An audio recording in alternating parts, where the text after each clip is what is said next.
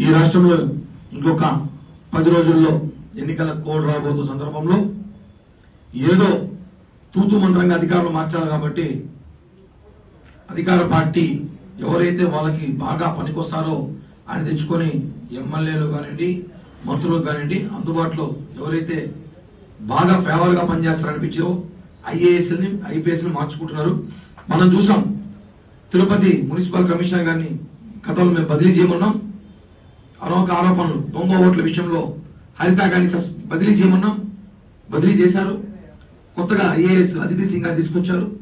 అలాగే కలెక్టర్ గారు వెంకటరమణారెడ్డి గారు పంపించి కలెక్టర్ గారిని తీసుకొచ్చారు, లక్ష్మీషా కలెక్టర్ గారిని.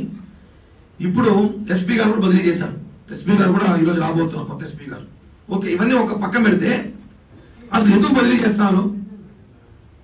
ఎలక్షన్ వస్తా ఉంది, నీతి నిజాయితీగా ఎలక్షన్ జరపాలి, నిష్పక్షపాతంగా ఎలక్షన్ జరపాలని ఆలోచనతో బదిలీ చేసినప్పుడు ఇక్కడ ఎలా అనుమానాలు ఎలా వ్యక్తమవుతున్నాయంటే, ఈరోజు మనం చూస్తున్నాం కలెక్టర్ గారు ఇంకా నిన్న ఆయన ఛార్జ్ తీసుకోవడం వెంటనే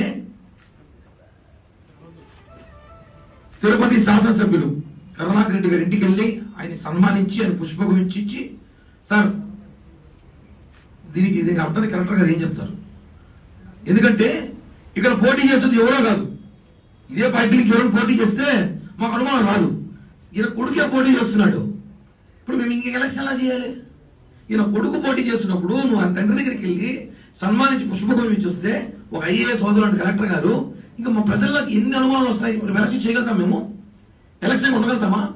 అధికారి, ప్రథమ అధికారి మీరు కలెక్టర్ గా కూడా మెజిస్ట్రేట్ కూడా మీరు, ఈ జిల్లా మెజిస్ట్రేట్ మీరు ఈ ఫోటో మీరు అవి కలవడము ఇది చాలా బాధాకరమండి. ప్రజల్లో చాలా అనుమానం వ్యక్తమవుతుంది.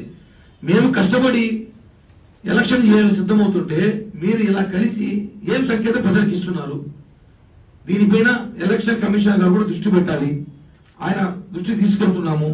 మా లీగల్ టీం ద్వారా, Janasena Telugu Desam party legal team ద్వారా యూపీఎస్సీ చైర్మన్ కి, చీఫ్ సెక్రటరీకి, అలాగే ఎలక్షన్ కమిషనర్ గారికి, గవర్నమెంట్ చీఫ్ సెక్రటరీ గారికి ఈరోజు సాయంత్రం కంతా మెయిల్ చేయబోతున్నాం లెటర్లు.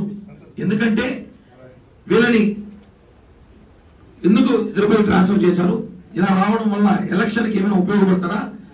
కనీసం చాలా అనుమానాలు వ్యక్తమవుతున్నాయి. మీరు చూసారు గతంలో కూడా గిరీష తిరుపతి మున్సిపల్ కమిషనర్ 38,000 దొంగోట్లుగా ఆయన సూత్రధారి అని చెప్పి ఆయన సస్పెండ్ చేసి విజయవాడ దాటి వెళ్ళకూడదని చెప్పి ఇంట్లో కూర్చోబెట్టారు.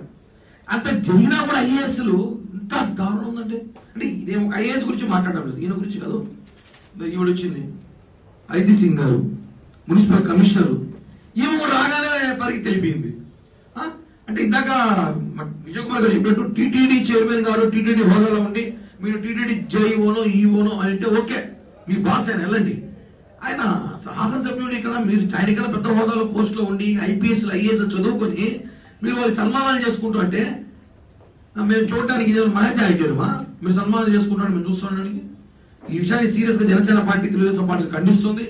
వీళ్ళపైన చర్యలు తీసుకోవాల్సిందిగా ఈ దృష్టి ఎలక్షన్ కమిషన్ దృష్టిని తీసుకెళ్తున్నాము. మేమేమి వీరికి వ్యతిరేకత ఏమి కాదు, మేము గౌరవిస్తాం. ఐఏఎస్ అంటే జనసేన పార్టీలో మా నాయకుడు కూడా మనం గౌరవించాల్సిన బాధ్యత ఉంది. ఇలాంటి సంకేతాలు ఎలక్షన్ టైంలో కరెక్ట్ కాదు. ఇది ప్రజల్లో వేరే విధంగా పోతా ఉంది. కాబట్టి దీనిపైన సమాధానం ఎవరు చెప్తారో జనసేన పార్టీ తరఫున మేము అడుగుతున్నాం. ఏమున్నా సరే లీగల్ గా ప్రొసీడ్ అవ్వాలని డిసిషన్ తీసుకున్నాం. కాబట్టి అడ్వకేట్ సమక్షంలోనే ఈరోజు సాయంత్రం అంతా కూడా వాళ్ళ మీద ఎలక్షన్ కమిషనర్ గారికి లేఖ రాయబోతున్నాం. ఎలక్షన్ కమిషనర్ గారు ఏ నిర్ణయం తీసుకుంటారో దీనిపైన ఇవి చూడాల్సిన అవసరం అయితే ఉంది.